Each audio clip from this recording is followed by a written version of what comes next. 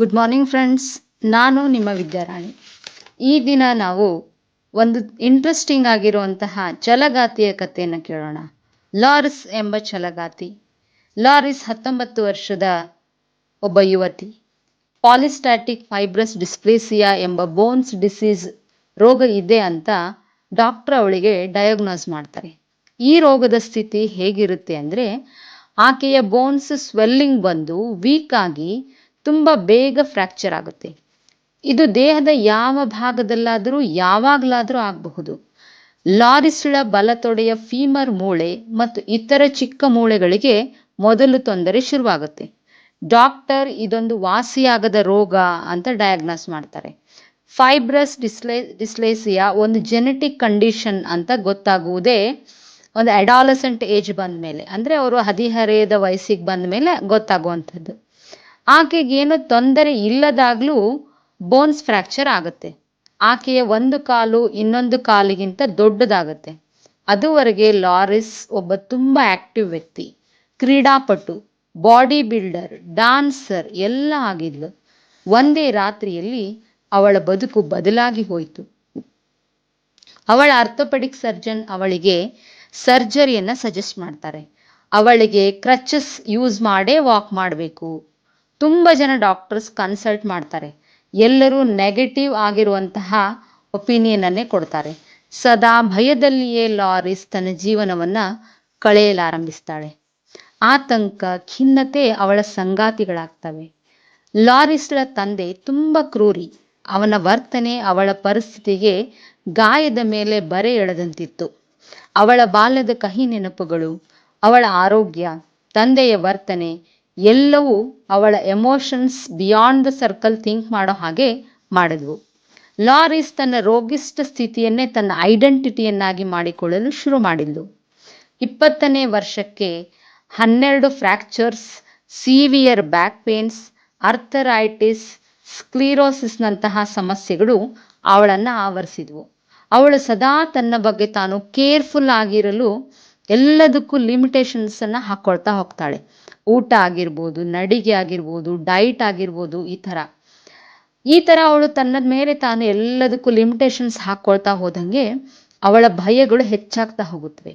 40ನೇ ಆಸುಪಾಸಿಗೆ ಅವಳು ಸಂಪೂರ್ಣ ವೀಲ್ ಚೇರ್ಗೆ ಅಂಟಿಕೊಂಡು ಸಾಕಷ್ಟು ಥೆರಪಿಗಳು, energy healing, sound healing, homeopathy ಎಲ್ಲವನ್ನ ಮಾಡಿದ್ರೂ ರಿಸಲ್ಟ್ ಮಾತ್ರ ಬದಲಾಗಲೇ ಇಲ್ಲ. 2009ರಲ್ಲಿ ಡಾಕ್ಟರ್ ಝೋ ಡಿಸ್ಪೆನ್ಸಾ ಅವರ documentary what the bleep do we know ನೋಡಿದ ಲಾರಿಸ್ ಡಾಕ್ಟರ್ ಝೋ ಅವರನ್ನು ಭೇಟಿಯಾಗಲು ಉತ್ಸುಕಳಾಗ್ತಾಳೆ. ಪ್ರತಿಯೊಬ್ಬರಿಗೂ ಹೊಸದೊಂದು ಲೈಫನ್ನು ರೀಕ್ರಿಯೇಟ್ ಮಾಡಿಕೊಳ್ಳಲು ಸಾಧ್ಯವಿದೆ ಎಂಬ ಕಲ್ಪನೆ ಅವಳಿಗೆ ಆಶ್ಚರ್ಯದಾಯಕವಾಗಿತ್ತು. ಫೈನಲಿ ಅವಳು ಡಾಕ್ಟರ್ ಝೋ ಅವರ ವರ್ಕ್ಶಾಪ್ಗೆ ಸೇರ್ಕೊಳ್ತಾಳೆ. ಬಟ್ ಅವಳು ತನ್ನ ರೋಗದಿಂದ ಗುಣಮುಖಳಾಗ್ತೇನೆ ಅಂತ ನಂಬಿದ್ದಿಲ್ಲ. ಕೇವಲ ಮನಃಶಾಂತಿಗಾಗಿ ಹೋಗ್ತಾಳೆ. 1 ವಾರದ ನಂತರ ಲಾರಿಸ್ ತನ್ನ ಟೆಸ್ಟ್ ರಿಪೋರ್ಟ್ಸ್ ಬಗ್ಗೆ ಇತರರ ಬಳಿ ಹೇಳುವುದನ್ನು ನಿಲ್ಲಿಸ್ತಾಳೆ. ತನ್ನ ಹ್ಯಾಪಿ ಫ್ಯೂಚರ್ಗಾಗಿ ತನ್ನ ಅಂತರಂಗದ ಕಡೆಗೆ ನೋಡುವುದನ್ನು ಪ್ರಾರಂಭಿಸ್ತಾಳೆ. ಮಾನವಾತೀತವಾದ ಡಿವೈನ್ ಎನರ್ಜಿಗೆ ಸರೆಂಡರ್ ಆಗ್ತಾಳೆ. Wonder job, good life partner, healthy relationships ಇವುಗಳನ್ನೆಲ್ಲ ಕಲ್ಪನೆ ಮಾಡ್ಕೊಳ್ಳೋದಕ್ಕೆ ಶುರು ಮಾಡ್ತಾಳೆ. ಪ್ರತಿದಿನ ಹಲವು ಬಾರಿ ಮೆಡಿಟೇಷನ್ಸನ್ನು ಮಾಡ್ತಾಳೆ. ಕೆಲವೇ ದಿನಗಳಲ್ಲಿ ಲಾರಿಸ್ಗೆ ತಾನು ಬೆಟರ್, ಟಾಲರ್, ಏಬಲ್ಡ್ ಮತ್ತು ಸ್ಟ್ರಾಂಗರ್ ವ್ಯಕ್ತಿ ಅಂತ ಅನಿಸ್ತೊಡಗುತ್ತೆ. ಪ್ರತಿದಿನ ಚೇಂಜ್ ಎನ್ನುವ ಶಬ್ದವನ್ನು ತುಂಬ ಎನರ್ಜೆಟಿಕ್ ಆಗಿ 20 ಬಾರಿ ಹೇಳ್ಕೊಳ್ಳೋದಕ್ಕೆ ಲಾರಿಸ್ ಶುರು ಮಾಡ್ತಾಳೆ. ಪದೇ ಪದೇ ಹಳೆಯ ಲಾರಿಸ್ ಬಯಾಲಜಿಕಲಿ, ನ್ಯೂರಲಾಜಿಕಲಿ, ಕೆಮಿಕಲಿ, ಜೆನೆಟಿಕಲಿ ಸಾಯಲೇಬೇಕು ಎಂದು ಹಠ ತೊಟ್ಟವಳು. ಜೊತೆಗೆ ಹೊಸ ಆಲೋಚನೆಗಳೊಂದಿಗೆ ಲಾರಿಸ್ ಹೊಸ ಜನ್ಮ ತಾಳುತ್ತಾ ಹೋಗ್ತಾಳೆ. ಅದೇ ಸಮಯಕ್ಕೆ ಅವಳಿಗಿರುವ ಪ್ರದೇಶಕ್ಕೆ ಪ್ರವಾಹವೊಂದು ಅಪ್ಪಳಿಸಿ ಅವಳ ಮನೆ ತುಂಬ ಡ್ಯಾಮೇಜ್ ಆಗಿಬಿಡುತ್ತೆ. ಒಂದು ದಿನ ಡಾಕ್ಟರ್ ಝೋ ಬಳಿ ಲಾರಿಸ್ ನನ್ನ ಕಲ್ಪನೆಗಳೆಲ್ಲವೂ ನನಗೆ ನಾನು ಹೇಳಿಕೊಳ್ಳುತ್ತಿರುವ ಸುಳ್ಳುಗಳ ಅಂತ ಪ್ರಶ್ನೆ ಮಾಡ್ತಾಳೆ. ಡಾಕ್ಟರ್ ಝೋ ರಿಯಾಲಿಟಿಯನ್ನು ವಿಶ್ಲೇಷಣೆ ಮಾಡುವುದನ್ನು ನಿಲ್ಲಿಸು Laris, only keep crossing the river of change ಅಂತ ಹೇಳ್ತಾರೆ. ಒನ್ ಫೈನ್ ಡೇ 2012ರಲ್ಲಿ ಲಾರಿಸ್ ಹೇಳ್ತಾಳೆ, ನಾನೇನೋ ವಿಶಿಷ್ಟವಾದ ದಿವ್ಯತೆಯನ್ನು ಅನುಭವಿಸಿದೆ. I felt relaxed, freed. ಕೆಲವೇ ದಿನಗಳಲ್ಲಿ ಲಾರಿಸ್ ಸ್ವತಂತ್ರವಾಗಿ ನಡೆದಾಡಲಿಕ್ಕೆ ಆರಂಭಿಸ್ತಾಳೆ. ತನ್ನಷ್ಟಕ್ಕೆ ತಾನೇ ನಗುತ್ತಿರುವ ಲಾರಿಸ್ಳನ್ನ ಡಾಕ್ಟರ್ ಝೋ ಗಮನಿಸ್ತಾರೆ. ಲಾರಿಸ್ಳ ಭಯ ಈಗ ಧೈರ್ಯವಾಗಿ, ಅವಳ ಫ್ರಸ್ಟ್ರೇಷನ್ ತಾಳ್ಮೆಯಾಗಿ, ಅವಳ ನೋವು ಸಂತೋಷವಾಗಿ, ಅವಳ ವೀಕ್ನೆಸ್ ಅವಳ ಸ್ಟ್ರೆಂತ್ ಆಗಿ ಬದಲಾಗಿರುತ್ತೆ. ಅವಳು ಒಳಗಿನಿಂದ ಆಂತರಿಕವಾಗಿ ಮತ್ತು ಬಾಹ್ಯವಾಗಿ ಹೊಸ ಭವಿಷ್ಯದತ್ತ ಮುನ್ನಡೆದಳು. ಅವಳ ರೆಗ್ಯುಲರ್ ಚೆಕಪ್ಗೆ ಹೋದಾಗ ಅವಳ ಆರ್ಥೋಪೆಡಿಸ್ಟ್ ಅವಳ ಡ್ಯಾಮೇಜ್ ಆಗಿದ್ದ ಫೀಮರ್ ಮೂಳೆ ಸಂಪೂರ್ಣ ನಾರ್ಮಲ್ ಆಗಿದೆ ಅಂತ ಹೇಳ್ತಾರೆ. ಈ ಮಾತುಗಳು ಲಾರಿಸ್ಳ ಕಿವಿಗೆ ಸಂಗೀತದ ಹಾಗೆ ಕೇಳಿಸುತ್ತೆ. ಪ್ರತಿದಿನ ಧ್ಯಾನದಲ್ಲಿ ಲಾರಿಸ್ ತನ್ನ ದೇಹ, ವಾತಾವರಣ, ವ್ಯಕ್ತಿತ್ವ, ಭಾವನೆಗಳು, ಬಾಹ್ಯ ವಾಸ್ತವಗಳಿಂದ ಆಚೆ ಸಾಗಿ ದಿವ್ಯ ಚೈತನ್ಯದೊಂದಿಗೆ ಅರಿವಿನಿಂದಲೂ ಪ್ರಯತ್ನಿಸ್ತಾಳೆ. ಅವಳಿಗೆ ತನ್ನ ಮನಸ್ಸು ತನ್ನ ದೇಹವನ್ನು ಹೀಲ್ ಮಾಡುತ್ತಿರುವುದು ಭಾಸವಾಗುತ್ತೆ. ಅವಳು ಅತೀತದಿಂದ ಆಚೆ ಬಂದು ಹೊಸ ಜೀವನವನ್ನು ಪುನರ್ನಿರ್ಮಾಣ ಮಾಡಿಕೊಳ್ಳತೊಡಗುತ್ತಾಳೆ. ಹೊಸ ಜೀನ್ಗಳ ಉತ್ಪತ್ತಿ ಅವಳಲ್ಲಿ ಪ್ರಾರಂಭ ಆಗುತ್ತೆ. ನಾರ್ಮಲ್ ಬೋನ್ ಮ್ಯಾಟ್ರಿಕ್ಸ್ ಉತ್ಪತ್ತಿಯಾಗಿ ಫೈಬ್ರಸ್ ಡಿಸ್ಪ್ಲೇಸಿಯಾ ಹೇಳ ಹೆಸರಿಲ್ಲದಂತೆ ಮಠ ಮಾಯವಾಗುತ್ತೆ. ಲಾರಿಸ್ ಪ್ರತಿದಿನ ತಾನು ಎಲ್ಲಿಯೇ ಹೋದರೂ ತನ್ನೆದುರು ಕೆಲವು ಶಬ್ದಗಳ ಪಟ್ಟಿಯನ್ನಿಟ್ಟುಕೊಳ್ತಿದ್ದಂತೆ.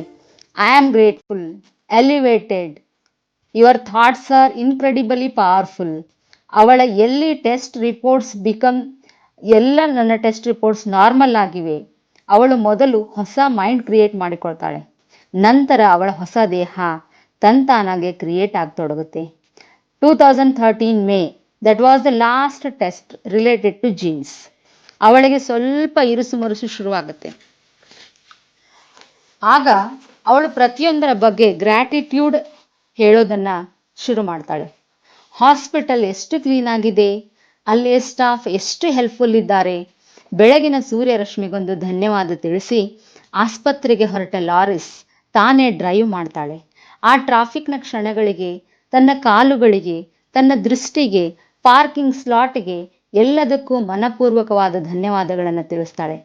ಕಾಮ್ ಆಗಿ, ಸಹಜವಾಗಿ, ಯಾವುದೇ ಊಹೆ ಆತಂಕಗಳಿಲ್ಲದೆ ಟೆಸ್ಟ್ ನೀಡಿ ಯಾವುದೇ ರಿಸಲ್ಟ್ಗಾಗಿ ಎಕ್ಸೈಟ್ ಆಗದೆ, ಯಾವ ಅನಲೈಸೇಷನ್ ಮಾಡದೆ ನಿರಾಳವಾಗಿದ್ದಳು. ಅಂದು ಯಾವುದೇ ಕಾರಣಗಳಿಲ್ಲದೆ ನಾನು ತುಂಬ ಸಂತೋಷವಾಗಿದ್ದೆ. I feel myself whole and complete. Self love, broadness ಅವಳ ಸಂಗಾತಿಗಳಾಗಿದ್ದವು. ಆ್ಯಸ್ ಎಕ್ಸ್ಪೆಕ್ಟೆಡ್ ಲಾರಿಸ್ಳ ಎಲ್ಲ results perfectly normal. Finally Laris crossed the river of change.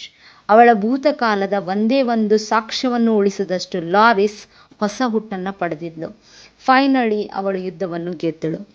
ನೋಡಿದ್ರಾ ಸ್ನೇಹಿತರೆ, ಡಾಕ್ಟರ್ ನೋ ಅಂದಂತಹ ಕಾಯಿಲೆಗೂ ಕೂಡ ಪ್ರತಿನಿತ್ಯ ಧ್ಯಾನ ಮಾಡಿದ ಲಾರಿಸ್ ತನ್ನ ಇಡೀ ಇತಿಹಾಸವನ್ನೇ ಅಳಿಸುವಂತಹ ರೋಗವನ್ನು ಗೆದ್ದು ಬಂದಳು. ಸ್ವಲ್ಪ ಯೋಚನೆ ಮಾಡಿ, ನಮ್ಮ ಸುತ್ತಮುತ್ತ ಈ ಥರ ಅಪನಂಬಿಕೆಗಳಿಂದ, ರೋಗದಿಂದಲೇ ನಾನು ಸಾಯ್ತೀನಿ, ಕೊನೆಯವರೆಗೂ ರೋಗ ನನ್ನ ಜೊತೆ ಇರುತ್ತೋ ಅನ್ನುವಂತಹ ನಂಬಿಕೆಗಳಿಂದ ಬದುಕುತ್ತಿರುವ ಎಷ್ಟೋ ಜನರಿದ್ದಾರೆ. ಅವರಿಗೆಲ್ಲ ನಾವು ಧ್ಯಾನ ಕಲಿಸಿದ್ರೆ ಅವರಿಗೊಂದು ಹೊಸ ಹುಟ್ಟು ಕೊಡ್ಬೋದಲ್ವೇ? ನಾವು ಪ್ರತಿನಿತ್ಯ ಧ್ಯಾನ ಮಾಡೋಣ, ನಮ್ಮ ಬದುಕನ್ನು ಆರೋಗ್ಯಮಯವಾಗಿ ಸಂಪದ್ಭರಿತವಾಗಿ ಇಟ್ಕೊಳ್ಳೋಣ. ಜೊತೆಗೆ ನಮ್ಮ ಸುತ್ತಲಿನ ಒಂದು ಆರೋಗ್ಯಕರ ಸಮಾಜ ನಿರ್ಮಾಣಕ್ಕಾಗಿ ಪ್ರತಿಯೊಬ್ಬ ಮನುಷ್ಯನಿಗೂ ಕೂಡ ನಾವು ಧ್ಯಾನವನ್ನು ಕಲಿಸೋಣ. ಪ್ರತಿಯೊಬ್ಬರು ರೋಗಮುಕ್ತರಾಗಿ ಆರೋಗ್ಯಪೂರ್ಣರಾಗಿ ಬದುಕುವಂತೆ ಮಾಡುವುದೇ ಮಾನವ ಧರ್ಮ. ಈ ಲಾರಿಸ್ಳ ಕತೆ ನಿಮಗೆ ಪ್ರೇರಣೆ ಅಂತಾಗಿದ್ರೆ, ಪ್ರೇರಣೆ ಆಗಲೇಬೇಕು ಕೂಡ. ನನ್ನ ವಿಡಿಯೋನೊಂದು ಲೈಕ್ ಮಾಡಿ, ನನ್ನ ಚಾನಲ್ ಧ್ಯಾನಾಮೃತಕ್ಕೆ ಸಬ್ಸ್ಕ್ರೈಬ್ ಆಗಿ. Thank you friends. ಶುಭ ದಿನ.